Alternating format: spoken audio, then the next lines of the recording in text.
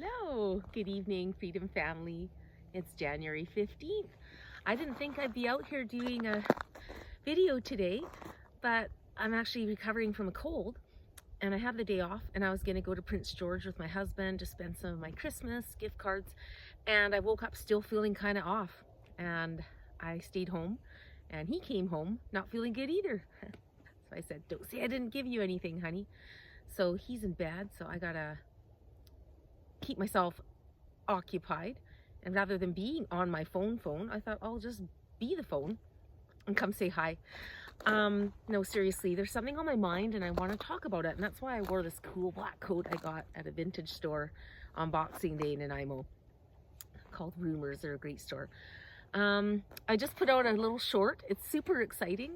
Did you hear about the BC nurses? This is coming from a lot of Vancouver Island, and the BC ambulance are refusing to wear their face diapers.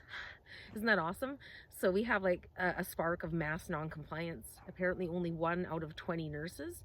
And I did that short. I'm going to include a little clip of that in here as well, and the tweet from Odessa Orlitz, who posted it yesterday. She has a big account, reaches lots of people, so that's really exciting. So that's why I thought I would wear my Do Not Comply shirt. What I'm really coming on about is just black pilling, the black pill, the red pill, blue pill in Canada. There's a little tension among all of the freedom fighters, and it started, over the convoy. People wanting to do a CONVOY2, and I've been saying that forever. Of course, I'm way out here on the BC coast, and the likelihood of being able to go back east for those purposes. I might not be able to really afford, but can we afford not to stand, right?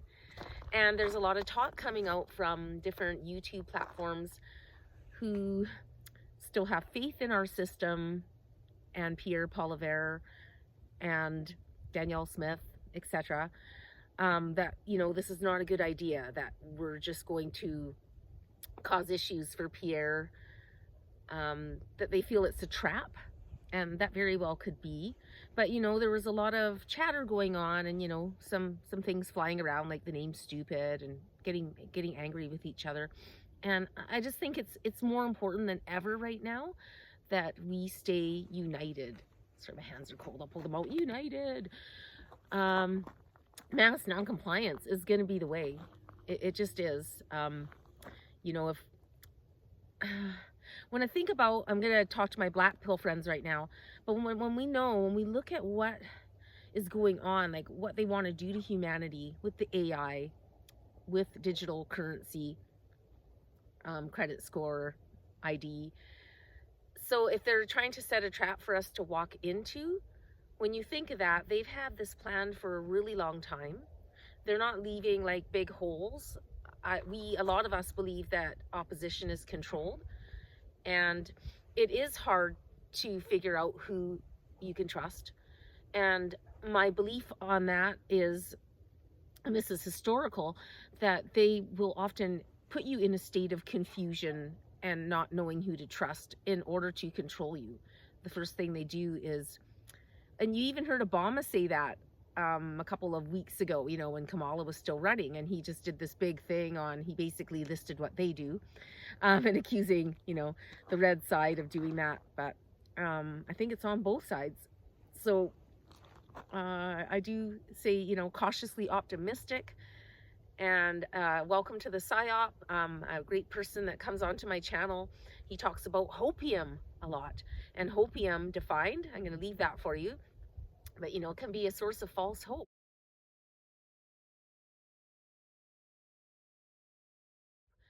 And when you look back in the dawn of time for this small elite group, what their plans on, disrupting humanity and taking away our freedom and pushing us into their version of how the world can work, they aren't just gonna sit there and allow someone to reject their agenda. Looking globally, even at Haiti and what's the other one? Slovenia or Slovakia. Some of these world leaders who are standing up against the World Economic Forum against the elites have been murdered or attempted to be murdered. This is like a cartel. They are not taking no for an answer. Like, they are pushing and forcing in this agenda, and you can see that all around. So let's just say that Pierre is one of us. He really is a good guy. He's up against a lot. And sadly, that's like the old days, you know, when you heard about the witches. They'd throw them, if they accused you of being a witch, then they would try and drown you. And if you didn't drown, well, then you were apparently a witch, and then they would kill you. But if you drowned, oh, oops, she wasn't a witch, too bad. My point is, we need to come up with a backup plan, because clearly a lot of the freedom community is still hanging on to hope that people in our corner are for real, that they're not compromised, that they're not controlled opposition. So then I feel that, okay, maybe right now isn't the right time to do a convoy if it's a trap. People are saying there's not enough momentum because there was a lot more anger and pushback 2 years ago, 3 years ago, because of the mandates. But, you know, and then my response to that, this is where I'm coming from the heart, so let me just go, and it's getting cold out here, but I'm gonna say this. What drives me nuts with that is, what is enough? Like, when is enough enough? The foreign interference and all of the money they stole with the Arrive scam, with the Green Slush Fund, with this crap going on with installing Mark Carney as their leader without to avoid an election. And he's not even in the cabinet. How long do we let them get away with this? And one of my ideas was on the convoy that we have to do things differently. Meaning I wasn't there, but I followed it like from the get-go in 2022. It was the proudest I've ever been of my country. I'd be in my house coat at noon saying to my husband, it's like the Olympics, only it's our lives. What I suspect is Mark Carney, Mark Carnage I call him, is there. He's been there all along in the shadows, but now I think it's his time to get in and push the final DCs into place. And there's a lot of force going on. So I think that my idea with if we were to do a convoy now would be no organizer, right? You don't want a leader or an organizer for them to demonize. 2, instead of GoFundMe, which obviously we wouldn't use, but even the other one, Give, Send, Go, they had their money taken too. So we couldn't do it that way. I think it would be a great idea with using cash. And as the truckers are going all along the highway and people come out to those overpasses, that there's something organized so that the truckers pull into the rest stops and people can come up and give them cash donations, gas cards, some baking, some water, some bottled water, or bring them hot coffee. But, that would be a way of doing it differently. And 3, this is the most important, to avoid what happened last time, the beatings of veterans and elderly people, is now we know. Now we've seen that and we can be more prepared. And I honestly think that we should just fill the whole front line when the cops come, when they all come to do their beatings and beat on people, if they call the Emergency Act again, then you would want to have women and children all like lined up in the front lines with as many social media people capturing it. And I don't think the cops would be able to really attempt their thuggery being on the world stage like that, because we'd have a lot more people watching what's going on than before. And there were a lot of people watching before, and it's pretty clear what happened. The act was deemed illegal. So again, I think that's in our favor to go back east. But a lot of people aren't feeling that right now. And I get that. I respect it. But again, why do we have to wait for something so big like being forced to put stuff in your body you don't want? Like, isn't everything going on right now enough? that we demand an election, that we demand that the World Economic Forum is a foreign entity and stays out of our country. There's a lot at stake, and when you look at all of the other ties around the world, it's not feasible to think about Canada doing something shady and dark with storming the Parliament, because the other countries would be on us, on Canadians in a second, you know, if we tried something like total anarchy. I'm kind of referring to Sri Lanka. Their government was so corrupt and the people were starving, and they stormed the palace, and he fled, and then they were all like woohoo, partying and eating all the food. I don't think you could get away with that in Canada. We're a large country, and so many Canadians would be frightened. They just wouldn't understand what's going on, although they have an inkling now. I just think it's really important at this time that we stay united. They would love that. They would love nothing more than the freedom community to split. So don't let them tear us apart. In the words of INXS, never tear us apart. We have to stay together. And I'm excited about the BC nurses revolting against wearing the face diaper, because that is mass non-compliance. And just a spark starts a fire. And perhaps that's where we're at. I apologize to anybody from the other channels if you're watching this, if I got a bit salty. I think tensions are running high, and I love you. I love your work. That's why I follow you. I might not agree with some of the hopium. I'm a little more black pill, though I'm still cautiously optimistic. I think, you know, just to have a little hope doesn't hurt, but it's really important to listen to each other and keep our eyes open. I just wanted to throw this in there. Friends sharpen friends, and that's right out of the Bible. So think of our freedom family as a bunch of friends, and we're sharpening each other. One side's telling us to chill, but one side's telling the other that the danger is more dire than maybe they realize. So let's stay with that, okay? Because just like my last video when I talked about finding out that Justin Bieber and Justin Trudeau are cousins and related to Hillary Clinton, Celine Dion, Madonna, Alanis Morissette, Ryan Gosling, Camilla Parker Bowles, and it all goes back to a 1700s group, something Ville de Roy, and these women were sent to populate a colony, and they were treated horribly. There's apparently a historical story to it that I've not gotten my hands on yet. And so let's keep this beautiful united feeling that we had at New Year's. Do you remember that? Like, it was just, there was an awesome feeling. And then lately that feeling has just gotten dark. And don't think, that's what I was going to say earlier when I couldn't remember what I was saying. Don't think that they don't do that they don't have ways of pushing rhetoric and headlines to make us feel hopeless or to give us false hope.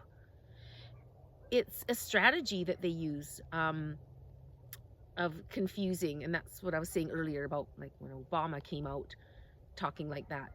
But this has gone on since the dawn of time, and even in the last 200 years, right? Governments have been caught pulling all kinds of scams and mind control, and these guys are no different, and people see it.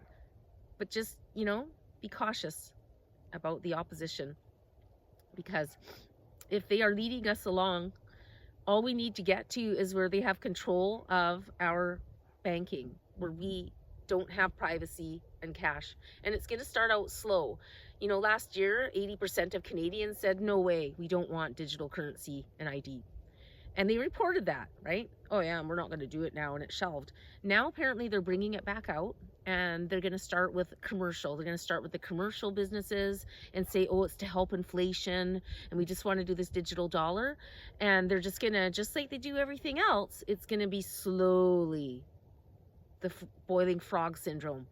They're just going to keep doing these little things, slow, slow, slow, until the water is boiling and we can't jump out. So that is, you know, the fear. I don't have a fear of dying. I believe in everlasting life. I believe in eternal life. And that makes me love my life even more.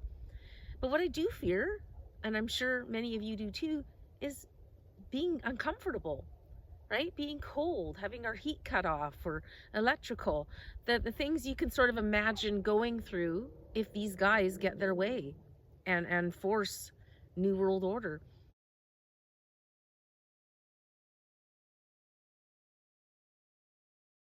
And you can see that with the way they're taking over municipalities. And you watch Pickerington, Ontario, look up what's going on with that councillor, how she's being treated. And they are trying to pass laws that the public can't even be there, that they don't feel safe, that they don't want any dissenting voices, that you can't criticize them. And, you know, this is really freaky dystopian stuff. And it's happening right here in Canada. And we all know that, right? The freedom fighters, we're all on the same page about a lot of things. So let's just stay on the same page about this. Do not comply. When it comes to evil people, they destroy themselves. We don't have to. They're going to fall themselves. And all we have to do is stay united and stay in love. I believe this is about consciousness, about a raising of consciousness. And it's a time, yeah, we should be talking to one another, but we should be doing the work on ourselves. To keep doing the work on yourself, of becoming your highest self, your highest consciousness.